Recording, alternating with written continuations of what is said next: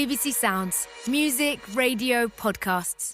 Hello, it's Anna Hill here with the Farming Today podcast, where there's a fresh start for the Red Tractor Assurance Scheme with more input from farmers and rewards for those who make the grade. When I get out in front of farmers, and tell them what we're doing and tell them what we're trying to do with reducing the audit burden, using technology, rewarding good compliance, I've had quite a few farmers stand up in meetings now and tell me that's exactly what they want to hear. That's what they want to see. We'll have more a little later. First, though, this week we're delving into the different methods of egg production. Yesterday we heard from a free-range unit, and today we're turning to the way colony eggs are produced. Farmlay Eggs in Aberdeenshire is a family business with an output of 7 million eggs a week, the majority of which are free-range. However, the farms also have colony or caged hens, whose eggs mainly go to catering, although some are also sold to retailers. After following strict biosecurity measures, Farmlay's managing director Ian Chapman showed Nancy Nicholson round one of his colony units. So I'm just looking down through a long corridor with cages on either side, and there's not much to see from where we're standing here, so can we head down? Yes. Getting noisier as we get into the hens. Yeah, a wee bit. It's very airy, very fresh, but there are a lot of birds in here. How many are there? There's 56,000 in this half of the shed, but in total in the shed there's 110,000. We've got a lot of faces peeking out from the cages. Now, they are cages, there's no getting around that. They've got wire floors, and there's how many in each one? So there's 60 in a cage. But as you can see, they've got a lot more space than they would have had in a traditional battery cage, what we called a battery cage, which kind of had 5 or 6 birds in it.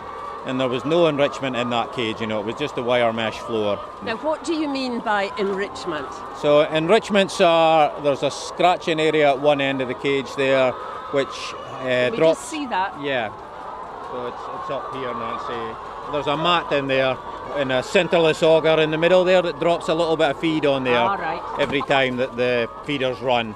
That just lets the birds display natural scratching behaviour on that mat. And then I can see the perches. There are 1 or 2 of them on perches there. Yeah, there is. And there would be enough perching space there that every bird at night can find a space on a perch. So all 60 will be perched up on a perch. Right, and so do you lower the lights at night? Because it is quite bright in here. Yeah. No, we lower them and they're on a dim down timer as well. So it's like displaying natural sunlight outside. There's a dim down and then they're off for 8 hours at night. And then I can see some flaps down here, some orange flaps at the far end of the cage. Yeah, so that's the nesting area. So there's a orange flap curtain there and on the floor there's a nest mat. So that's the quiet area for them to lay their eggs. We see them, they've rolled down to the front. Yes, they roll down to the front where they're then collected once a day up to a big packing machine up in another shed. So 20% roughly of your entire egg output is this colony system. What are the benefits to you of this? So the main benefits really is we control everything that's in here, If you have a free-range flock, you let them out. The pot holes are open on every day of the year, cold days, snowy days. The sheds can get really quite cold in the winter time for us.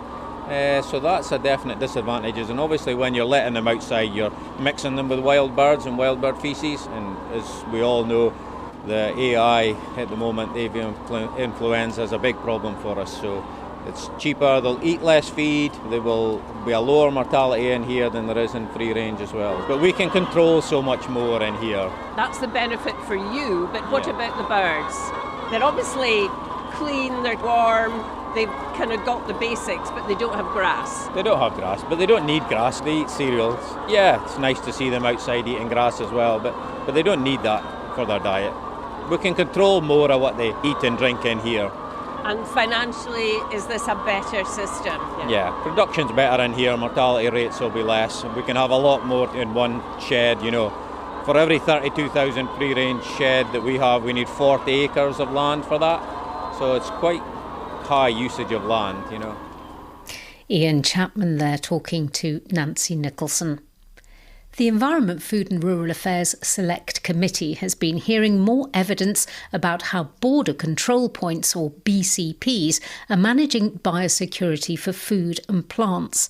MPs on the committee have already been down to Dover and to Sevington, which is about 20 miles away, where lorry consignments are inspected. First, Nigel Jenny, Chief Executive at the Fresh Produce Consortium, told the committee many companies had invested thousands of pounds setting up their own checking systems, only to be forced to use the government one at Sevington, which he said was expensive and inefficient. We now have a 99% compliant as an industry without any official management at all. Yet, the fees to our industry have gone from 4 million to nearly 11 million, and the efficiency of those inspectors, the average inspector 4 years ago was doing 1,295 inspections annually. On that recent data, they're doing 57. The committee also heard from Nicola Mallon, the head of Trade and Devolved Policy at Logistics UK. She argued that the inefficiency was partly due to lack of communication. Drivers and the logistics provider are kept completely in the dark about which consignment on the trailer has been held, for how long it might be held, the reasons, and then that driver is often left sitting in facilities that are not fit for purpose or wouldn't be deemed to be acceptable by any of us. They don't have access to proper food or drink or restroom facilities. And what that also does is that is increasing the resistance, particularly among European hauliers, to come across into GB to service the market. So the ramifications of this are quite significant for trade, but also for the logistics industry in terms of recruitment, retention and resilience of that industry, which underpins GB-EU trade. All the panel agreed the difficulties faced by EU companies sending goods into the UK had meant a downturn in business, with drivers being delayed for hours. Nicola Mallon mentioned one consignment of ice cream had been held up for 4 weeks. Sally Cullimore, Technical Policy Manager at the Horticultural Trades Association, told the committee, "I'll leave you with one sentence that one of our EU-based hauliers said to me the other day. And he said, they're killing our sector. It's increasing prices. It's impacting all my customers. You are the laughingstock of Europe." Well, the government has said a new SPS, that's sanitary and phytosanitary agreement with the EU, is coming soon to smooth imports and exports between GB and the EU. The panel were asked what one thing they would improve at the border control posts, or BCPs, until that new agreement is reached. I'm going to bunch two together. Dramatic improvement in communications with industry and between government and agencies, and also much more effective running of the BCPs. Single point of contact, single point of data entry.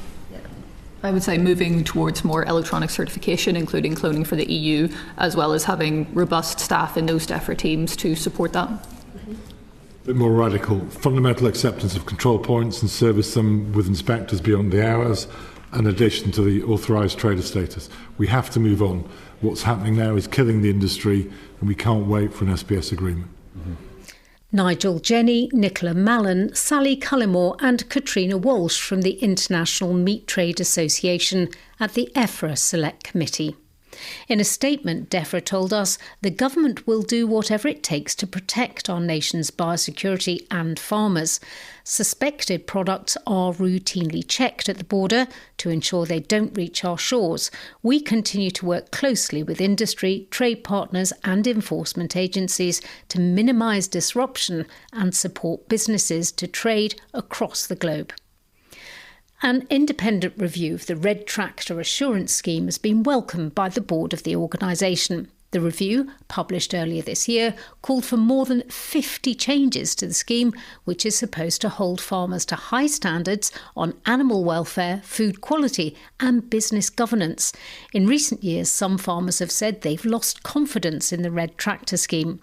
I asked the interim chair, farmer Alistair McIntosh, what changes Red Tractor will be making. I think, first of all, we have to be very clear that this is an opportunity for us to re-engage with the farming sector. We need to make farm assurance work for farmers, and that is our main priority, making sure that farmers feel part of farm assurance and they value it. And it needs to work for them, as you say. So are there technical things that need to happen to make it more efficient for them?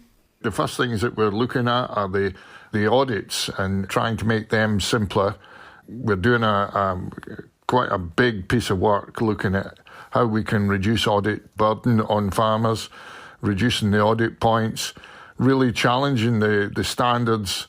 You know, we've been going now for 25 years. And, you know, we've been championing British farming for that length of time. And some of the standards that were originally brought in, we have to ask ourselves, are they still as relevant? Do they need changing? Can we make them better suited? So we have that big challenge to do. We also are very keen to use technology to help with the audit and the audit burden, using our portal, for example. Here on my farm, we do use the portal, and it has reduced our audit time from a 4-hour audit to an hour and 20s. It does really help if we can encourage more farmers to use the portal. So that is another piece of work that we're very keen to pursue. What about rebuilding trust with farmers? Because there was a lot of criticism, wasn't there? Yeah, absolutely. I mean, we have to improve our communication and engagement with farmers. We have employed a new communications and engagement director. We're publishing a very detailed, transparent response, and we're increasing our engagement with farmers. Farmers are being invited to member webinars, you know, so that we can share the full details of our response and give them the opportunity to ask questions. Our sector boards, you know, we're looking at how we can make them work better, using them more as a focus group.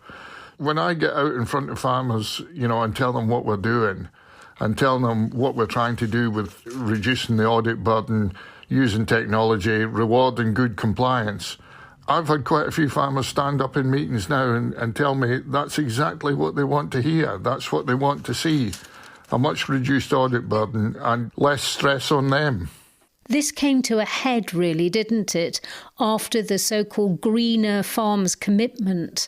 And that's when Red Tractor wanted environmental standards, gathering data about environmental improvements on farm. What are you going to do about that? The Greener Farm commitment wasn't a Red Tractor initiative. This was a whole supply chain initiative.